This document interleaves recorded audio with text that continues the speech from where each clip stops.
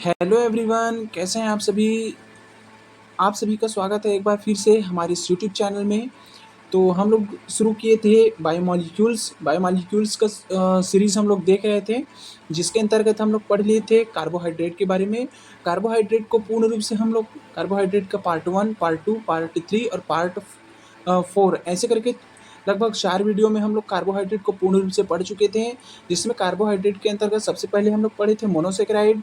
Monosaccharide होता क्या है, उसका परिभाषा, सामान्य परिचय, फिर कार्बोहाइड्रेट का वर्गीकरण और मोनोसेकेराइड के अंतर्गत ग्लूकोज का स्ट्रक्चर कैसा होता है, ग्लूकोज की खुली संरचना कैसा होता है और ग्लूकोज का बंद संरचना कैसे होता है, इसको हम लोग पढ़ लिए थे।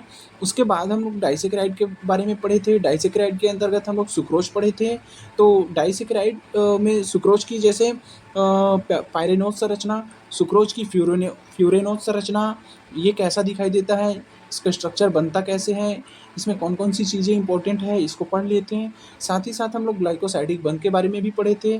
तो ग्लाइकोसाइडिक बंध होता क्या है, तो जब दो मोनोसेकेराइड के अणु आपस में जुड़ते हैं तो एक जल का अणु निकाल देता है और आपस में एक बंध के द्वारा जुड़ता है, जिसे हम ग्लाइकोसाइडिक बंध कहते हैं। इसके बारे में पढ़ लिए थे। उसके बाद हम लोग पॉलीसेकेराइड पढ़े थे। पॉलीसेकेराइड में हम लोग स्टार्च के बारे में पढ़े थे।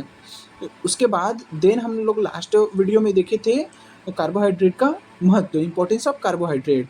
तो हम लोग पूर्ण रूप से कार्बोहाइड्रेट को 4 वीडियो के अंतर्गत पार्ट 1, 2, 3, 4 ऐसे करके 4 वीडियो में हम लोग कार्बोहाइड्रेट को पूर्ण पढ़ चुके हैं।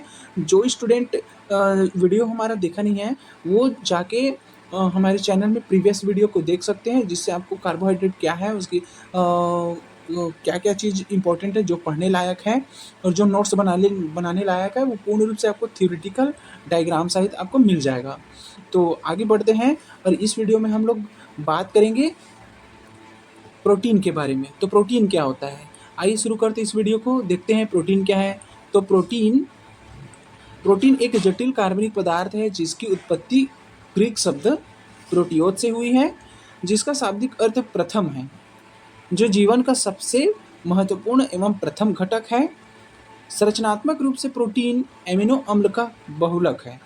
प्रोटीन में 2 एमिनो अम्ल पेप्टाइड बंध के द्वारा जुड़े होते हैं। तो यहाँ पर क्या बताया गया, प्रोटीन क्या होता है। प्रोटीन की उत्पत्ति सबसे पहले ग्रीक शब्द से हुई है। प्रोटीन की उत्पत्ति ग्रीक शब्द से हुई है। ग्रीक शब्द क्या है, प्रोटियोज एक ग्रीक शब्द है, इससे हुई है प्रोटीन की उत्पत्ति, जिसका अर्थ क्या होता है, जिसका अर्थ होता है प्रथम। प्रोटियोज शब्द का अर्थ होता है प्रथम, और ये जो प्रोटियोज शब्द है एक ग्रीक शब्द है। इसी आधार पर कहा गया है कि प्रोटीन सबसे महत्वपूर्ण एवं प्रथम घटक होता है।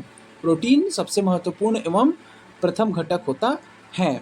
संरचनात्मक रूप से प्रोटीन एमिनो अम्ल का बहुलक होता है, मतलब एमिनो अम्लों के मिलने से ही प्रोटीन का निर्माण होता है। इसलिए कहा गया है कि प्रोटीन एमिनो अम्ल का बहुलक होता है।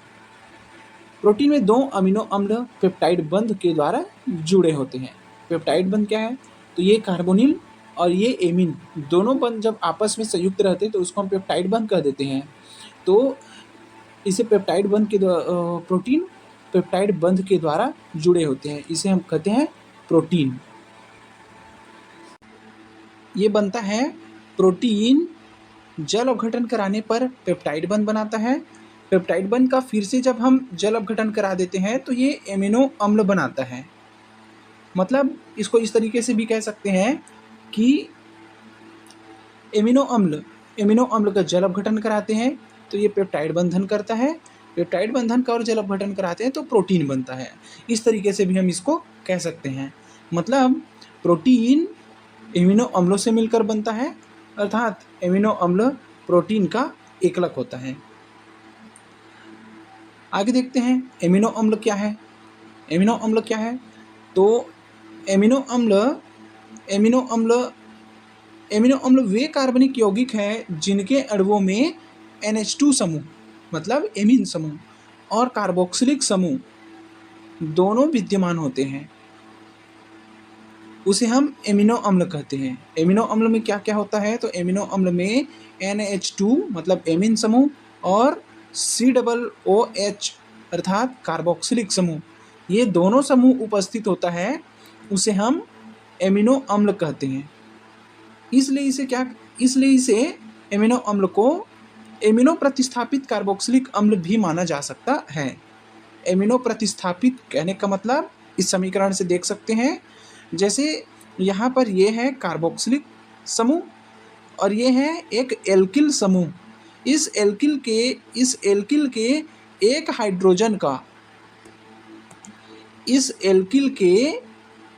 हाइड्रोजन का एमीन समूह के द्वारा प्रतिस्थापन कर दिया जाता है, तो ये बन जाता है एमिनो अम्ल। इसमें पहले से कार्बोक्सिलिक समूह है, एल्किल समूह के एक हाइड्रोजन का प्रतिस्थापन करके ये एमीन समूह को जोड़ दिया गया है, इसलिए इसे कहा जाता है एमिनो प्रतिस्थापित कार्बोक्सिलिक अम्ल।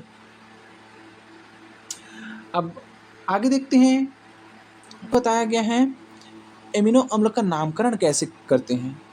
तो आइए देखते हैं एमिनो अम्ल का नामकरण कैसे किया जाता है। एमिनो अम्ल के नामकरण के लिए 2 विधियां हैं जो बहुत ही सिंपल है। एक पहला है IUPAC पद्धति और दूसरा है साधारण पद्धति। तो देखते हैं दोनों पद्धति में इनका नामकरण कैसे किया जाता है। तो सबसे पहले देखते हैं IUPAC पद्धति। IUPAC पद्धति, इस पद्धति में NH2 समूह की स्थिति को उस कार्बन परमाणु की संख्या द्वारा प्रदर्शित करते हैं जिससे वह जुड़ा हो। COOH मतलब कार्बोक्सिलिक समूह के कार्बन को 1 अंक प्रदान करते हैं। देखो यहाँ पर एग्जाम्पल बताया गया है, जैसे यहाँ पर है NH2 CH2 COOH और CH2 से जुड़ा हुआ ये एक CH2। तो इसमें हम क्या करते हैं, IUPAC नामकरण में एमिनो अम्ल के NH2 को एक बाह्य ग्रुप के रूप में मानते हैं, जिसे हम कार्बन की श्रृंखला में कौन से नंबर के कार्बन पे जुड़ा है उसकी स्थिति को पहले दर्शाते हैं। उसके पश्चात हम एमिनो अम्ल का नामकरण करते हैं और साथ ही इसमें कार्बन की लंबी श्रृंखला के साथ में हम इस कार्बोक्सिलिक समूह के कार्बन को भी गिनते हैं। तो इसका नामकरण करेंगे तो क्या हो जाएगा, जैसे इसका नामकरण हो जाता है 2 एमिनो प्रोपेनोइक अम्ल। 2 एमिनो प्रोपेनोइक अम्ल कैसे हुआ, तो कार्बोक्सिलिक समूह के कार्बन को पहला नंबर, इसके दूसरा नंबर और इस वाले कार्बन को तीसरा नंबर हम कहेंगे। अब ये जो एमिनो समूह है वो दूसरे नंबर के कार्बन पे जुड़ा है, इसलिए लिख दिए 2 एमिनो। कार्बन की संख्या 1 2 और ये 3, इसलिए हो जाता है प्रोपेन। और यहाँ पर कार्बोक्सिलिक समूह है जिसके लिए हम ओइक प्रत्यय लगाते हैं। क्या प्रत्यय लगाते हैं, ओइक प्रत्यय लगाते हैं। तो प्रोपेन में ओइक प्रत्यय लगाने पर हो जाता है प्रोपेनोइक अम्ल। तो इसका नामकरण हो जाता है 2 एमिनो प्रोपेनोइक अम्ल। ऐसे ही दूसरा है ये पहला नंबर का कार्बन, ये दूसरे नंबर का कार्बन, दूसरे नंबर के कार्बन पे एमिनो समूह, इसलिए ये हो जाएगा 2 एमिनो एथेनोइक अम्ल। इसका साधारण पद्धति में नाम है ग्लाइसिन और इसका साधारण पद्धति में नाम है एलानिन। ऐसे ही तीसरे नंबर का एमिनो एसिड का नामकरण हम देखते हैं। तो तीसरे एमिनो एसिड का नामकरण हो जाता है 3 एमिनो प्रोपेनोइक अम्ल। जैसे ये पहले नंबर का कार्बन, ये दूसरे नंबर का कार्बन, ये तीसरे नंबर का कार्बन और ये एमिनो समूह।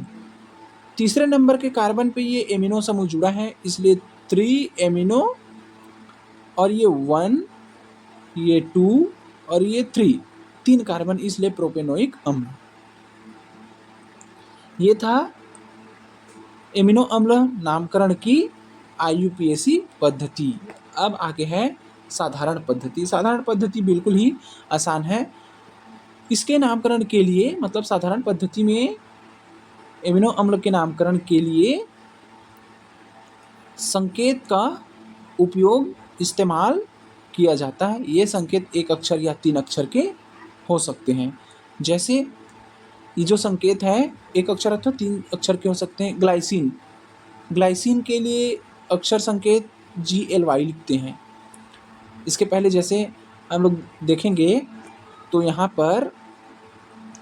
पर है ये ग्लाइसिन, इसका IUPAC नाम है 2 एमिनो एथेनोइक अम्ल, 2 एमिनो एथेनोइक अम्ल, लेकिन इसका साधारण पद्धति में नाम है ग्लाइसिन। तो इसके संकेत के लिए हम केवल लिखेंगे G, L और Y, ये ग्लाइसिन ऐसे लिखेंगे। जैसे यहाँ पर ये 2 एमिनो प्रोपेनोइक अम्ल, इसका IUPAC नामकरण है, लेकिन इसका साधारण पद्धति में नाम हो जाता है एलानिन। तो एलानिन के लिए हम केवल AL लिख सकते हैं या ALA लिख सकते हैं। तो इस प्रकार साधारण पद्धति में नामकरण किया जाता है, जिसके लिए हम अक्षर संकेत का उपयोग करते हैं। आगे बढ़ते हैं और देखते हैं हम एमिनो अम्ल के गुण।